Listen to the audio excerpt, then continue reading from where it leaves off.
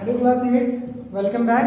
So we were doing a chapter number 7 wildlife sanctuaries and plants के conservation और किसके बारे में, animals के conservation के बारे में. So हमने पिछले लेक्चर में हमने कई सारे टॉपिक्स किए जिसके अंदर हमने स्टडी किया था endangered species, extinct species और ये सब के बारे में. So आज हम जो करने वाले हैं वो हमारे नेक्स्ट टॉपिक्स आपके यहाँ पे मेंशन्ड है. So first topic is conservation of wildlife and forest. कि आज हम जो देखने वाले हैं करने वाले कंजर्वेशन कैसे किया जा सकता है वाइल्ड लाइफ और फॉरेस्ट का. वाइल्ड लाइफ में आपके पास में क्या आते हैं, वाइल्ड लाइफ में आपके पास में आते हैं animals with their natural habitats and forest में आपके पास आते हैं ट्रीज और यू कैन से प्लांट का जो किंगडम है वो सब किस में आता है हमारे पास में फॉरेस्ट में आता है. ठीक है. सो आज हम पहले ये पॉइंट स्टडी करने वाले हैं कि उसको कंजर्व कैसे किया जाता है फॉरेस्ट को. ठीक है. सो फर्स्ट जो हमारे पास सबसे फर्स्ट पॉइंट है कंजर्वेशन का, दैट इज अफॉरेस्टेशन. हमने भी स्टडी किया था डिफॉरेस्टेशन. डिफॉरेस्टेशन का मतलब था काटना पेड़ों को, और एफॉरेस्टेशन का मतलब क्या है,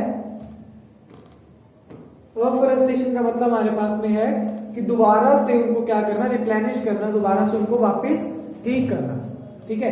अगर हम देखें कि ट्रीज जो होते हैं अगर उनको काट दिया जाए तो अगर उनको काटने के बाद में ऐसे कि ऐसे कुछ समय के लिए छोड़ दिया जाए, सो दे यूज टू ग्रो अगेन, है ना, कि वो क्या करते हैं दोबारा उग जाते हैं. सो इन्होंने बोला कि अगर एफॉरेस्टेशन करनी है तो जो जहां पे डिफॉरेस्टेशन किया है उस लैंड को कुछ टाइम के लिए क्या कर दीजिए, अनडिस्टर्ब छोड़ दीजिए, और क्या होगा वो अपने आप क्या कर सकते हैं, पेड़ दोबारा क्या करेंगे, ग्रो कर जाएंगे. राइट. सेकंड हमारे पास में क्या है ऑप्शन कि आप क्या कर सकते हैं, और पेड़ों को लगा सकते हैं. So plant more trees for afforestation, और यू कैन से एफॉरेस्टेशन का मतलब भी आप ये बोल सकते हैं कि बहुत सारे प्लांट्स को और लगाना. अगर लगाना है वो ठीक है. अगर आपको यूज में चाहिए, कोई प्लांट्स को यूज करना है आपको इंडस्ट्री पर्पस के लिए, किसी के लिए, तो आप क्या करें, अपने अलग से प्लांट का क्या करें, सिस्टम मैनेज करें और उन्हीं को यूज करें. जो हमारे पास में अच्छा एनवायरनमेंट बना के रखा गया है उसको ना वेस्ट करें. ठीक है. सो नेक्स्ट देखिए आपके पास नेक्स्ट पॉइंट क्या है, protection from the forest fires. जो आपके पास में आपने सुना होगा, अगर किसी ने भी डिस्कवरी चैनल देखा हो तो वहां पे दिखाई जाती है फॉरेस्ट फायर. कि जो हमारे पास अमेज़न फॉरेस्ट है वहां पे क्या होता है, बहुत ही बड़ा फॉरेस्ट है, वहां पे गर्मियों के समय में फॉरेस्ट फायर हो जाती है क्योंकि इतनी ज्यादा गर्मी होती है और पेड़ इतने ज्यादा सूख जाते हैं कि वो खुद ब खुद क्या करते हैं, फायर कैच कर लेते हैं. सो उसके प्रोटेक्शन के लिए हमें क्या करना चाहिए, फायर एक्सटिंग्विशर्स.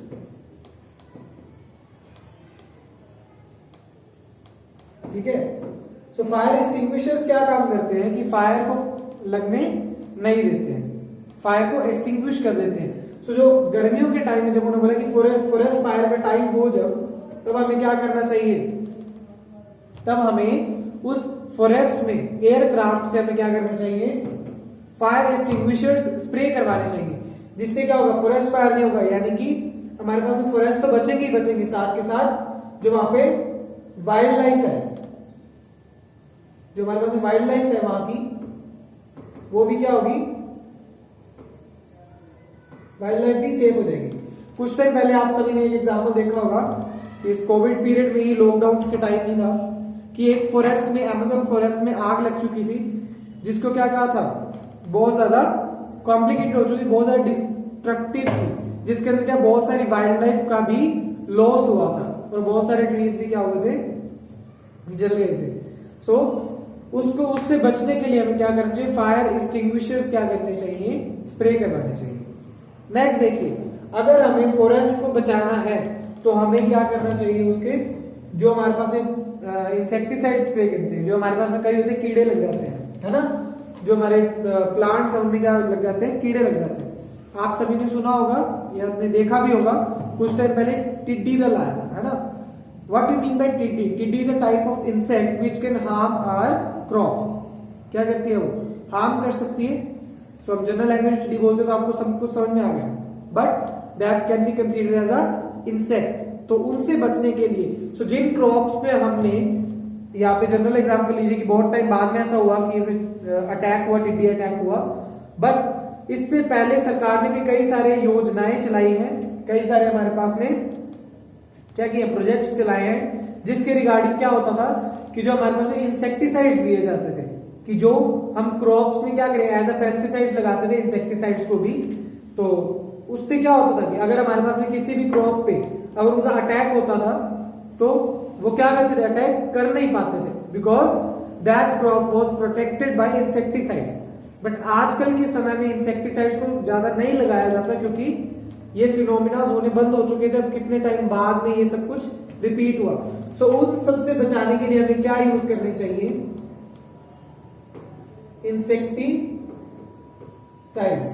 इंसेक्टिसाइड्स यूज करने चाहिए। और जो हमारे पेस्ट लग जाते हैं, पेस्ट भी लग जाते हैं, तो उनके लिए हम यूज करते हैं पेस्टिसाइड्स। ठीक है, इंसेक्ट्स के लिए इंसेक्टिसाइड्स और पेस्ट के लिए पेस्टिसाइड्स यूज करने चाहिए, जिससे क्या होता है हमारी जो फॉरेस्ट जो है वो हमारे बचे रहते हैं, क्रॉप्स हमारी बची रहती हैं। और अगर फॉरेस्ट बच रहे तो देखिए, अगर हमारे पास में नेचुरल एनवायरनमेंट चाहिए, वाइल्ड लाइफ का मतलब क्या है, नेचुरली सर्वाइवल। और नेचुरल सर्वाइवल कब मिल पाएगा, जब हमारे पास हर्बिवोरस प्लांट्स के लिए, हर्बिवोरस एनिमल्स के लिए क्या बचे, फॉरेस्ट बचे, तभी अच्छा सर्वाइवल हो पाएगा, नेचुरल सर्वाइवल। तो indirectly they both are independent not dependent, sorry, कि एक दूसरे के ऊपर क्या है, डिपेंडेंट है। अगर फॉरेस्ट होंगे तो ही प्लांट्स हो सकते हैं, सॉरी, फॉरेस्ट होंगे तभी एनिमल्स हो सकते हैं, और एनिमल होंगे तभी फॉरेस्ट हो सकते हैं। सो नेक्स्ट पॉइंट ये स्टडी करते हैं कि फॉरेस्ट, एनिमल्स के होने से फॉरेस्ट कैसे हो सकते हैं। फॉरेस्ट के होने से तो हमने समझ लिया कि एनिमल्स को कैसे जरूरी है फॉरेस्ट, बट फॉरेस्ट को एनिमल कैसे जरूरी है। तो देखिए कि एनिमल्स क्या करते हैं, ग्रेज करते हैं, है ना, गेज करते हैं। तो गेज का मतलब क्या होता है, ग्रेजिंग का मतलब होता है कि चरना, है ना, means they get their food from the herbivores. जो एनिमल्स है हमारे पास वो कहां से फूड लेंगे, प्लांट प्रोडक्ट से लेंगे ना, तो वो क्या करते हैं, ग्रेजिंग करते हैं।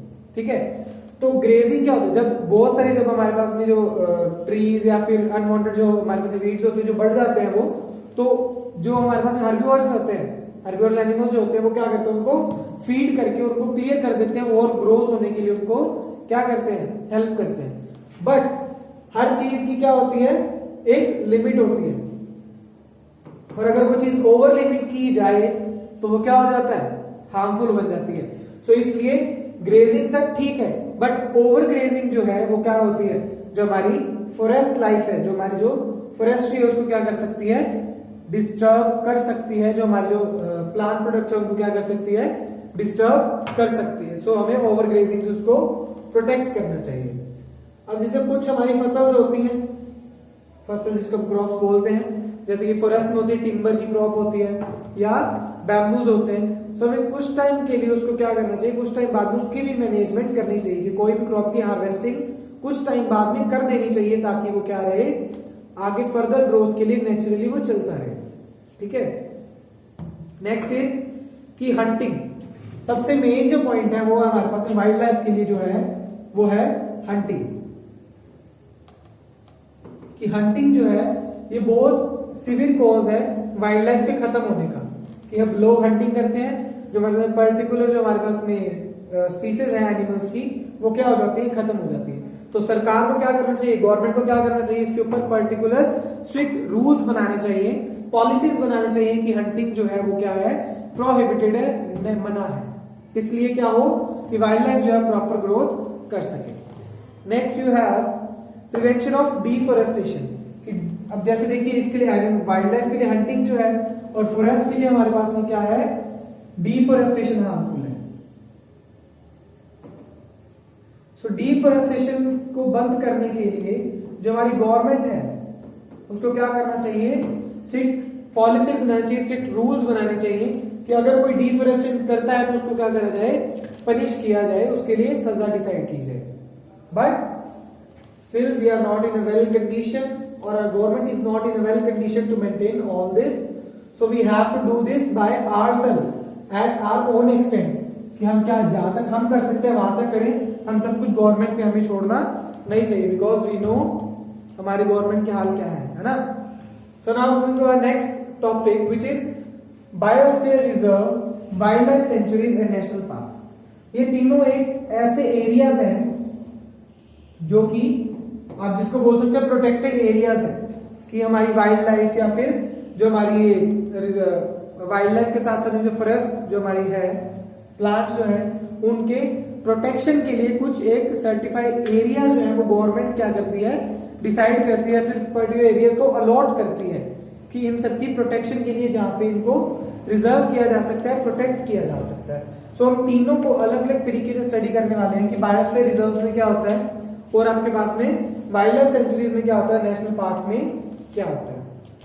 सो in your books you can see कि आपके पास में दे रखा है मैप, दे रखा है इंडिया का मैप दे रखा है, उसके अंदर आपको मार्क करके दिए गए blue dot, red dot, blue dot and then green dot. ठीक है, इसके अंदर आपको गोल में दे रखा है एक साइड में अलग अलग शेप्स में बता के दिया, मार्क दिए हुए हैं और वो मार्क करके बताया गया है कि कौन से एरिया में कौन सा नेशनल पार्क, कौन सी बायोस्फीयर रिजर्व और कौन सी वाइल्ड लाइफ सेंचुरीज लोकेटेड है। ठीक है, सो बायोस्फीयर रिजर्व क्या होता है तो देखते हैं।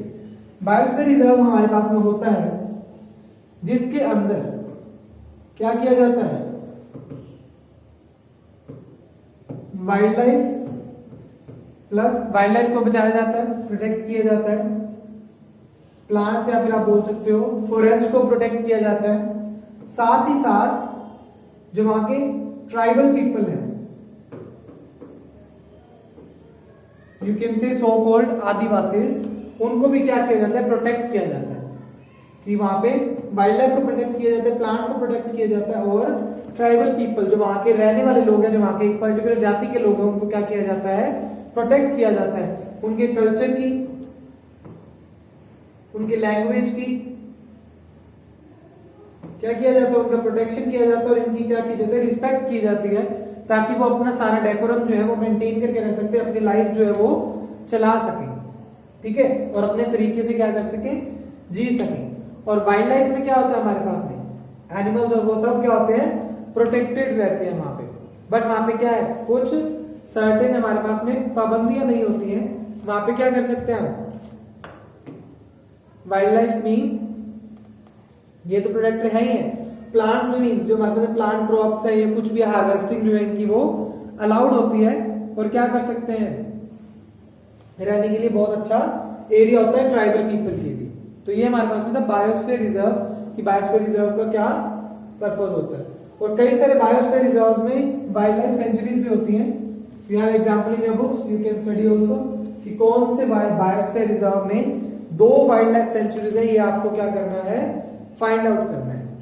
Next moving to wild life sanctuaries. तो वाइल्ड लाइफ सेंचुरीज में आपके पास में क्या दिया हुआ है कि ये जो एरिया होता है जो हमने बायोस्फीयर रिजर्व किया था, वो तो हमारे पास में था कि हमने क्या रखा, हमने सिर्फ एनिमल्स, वाइल्ड लाइफ यानी कि वाइल्ड लाइफ और प्लांट्स और ट्राइबल पीपल तीनों को सेव किया।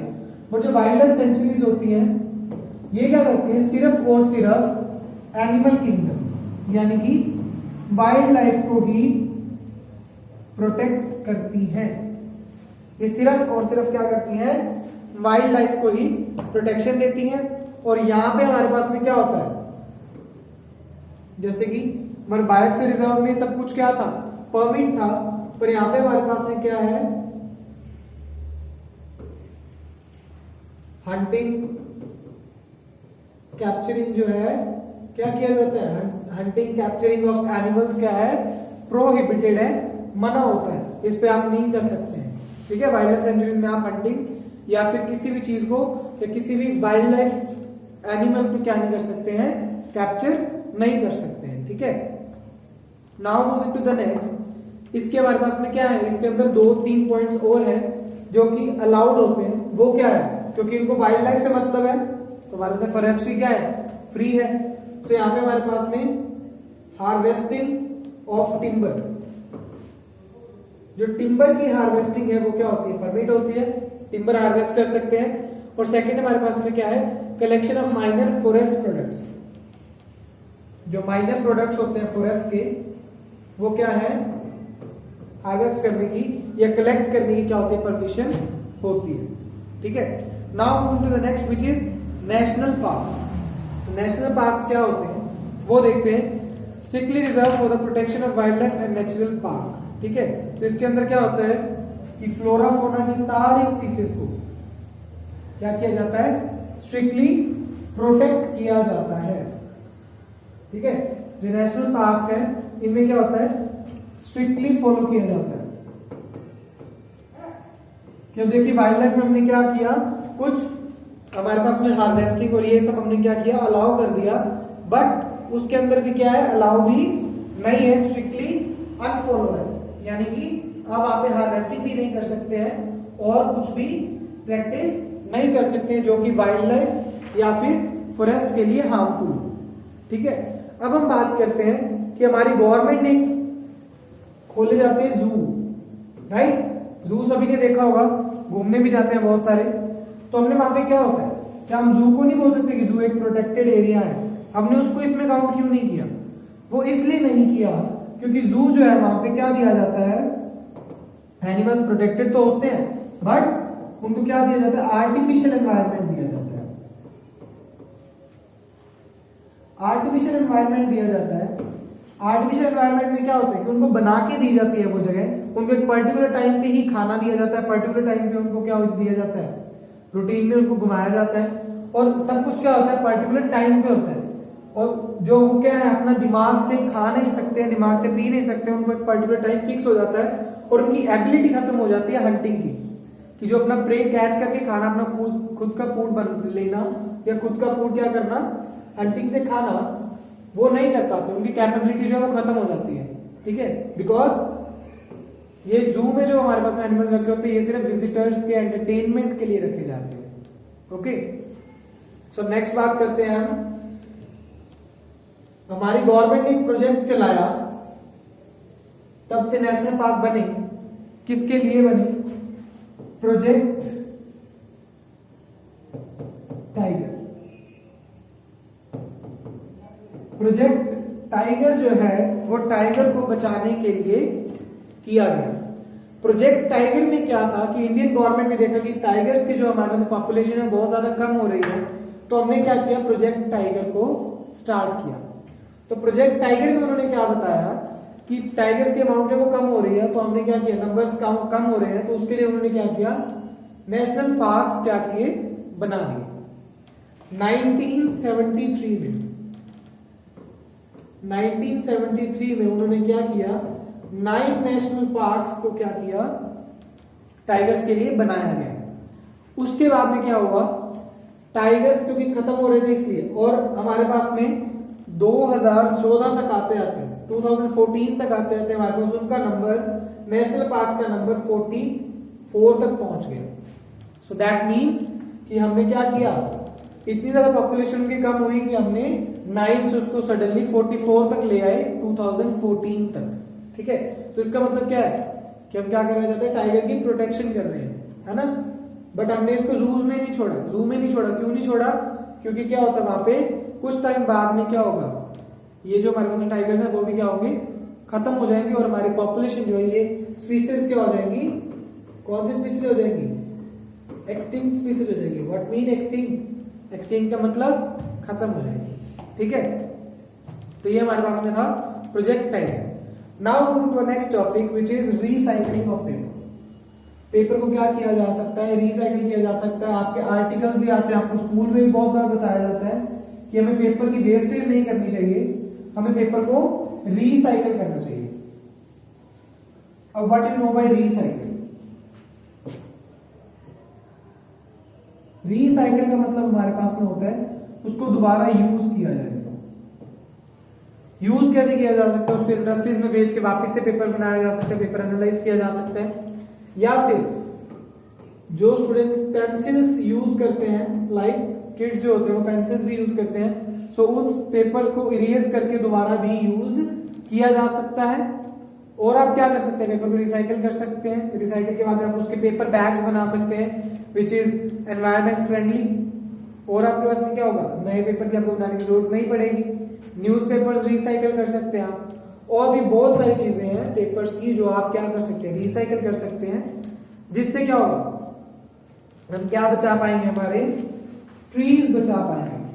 बिकॉज एक ट्री से अगर हम जनरल एग्जांपल लें कि एक नॉर्मल जो एवरेज ट्री लेते हैं उससे हम कितने केजी पेपर यूज बना सकते हैं, 54 केजीज ऑफ पेपर, कि एक ट्री जो है वो हमें 54 केजीज ऑफ पेपर देता है। और अगर हम 54 केजीज ऑफ पेपर क्या कर लें, रिसाइकल कर लें, तो हम क्या कर सकते हैं, एक ट्री बचा सकते हैं, वन ट्री को क्या कर सकते हैं, बचा सकते हैं। That is a fact. 54 KG कितना होता है, बहुत कम होता है। हम जनरल लाइफ में बहुत कुछ ही दिनों में 54 केजीज यूज कर देते हैं। न्यूज़पेपर आती है, नोटबुक्स यूज करते हैं, सो हम क्या करते हैं 54 केजीज तो ऐसे यूज कर देते हैं। और अगर हम उसको रिसाइकल करें तो हम एक ट्री को बचा सकते हैं, ठीक है। और आपके पास में क्या है कि अगर आप क्या करें, 1 टन पेपर का बचा लें तो आप कितने ट्रीज बचा सकते हैं, 1 टन। 1 टन कितना होता है, 1 टन अगर आप बचा लेते हैं यानी कि 1000 केजी ऑफ पेपर, तो आप क्या कर लेंगे उससे आप 17 to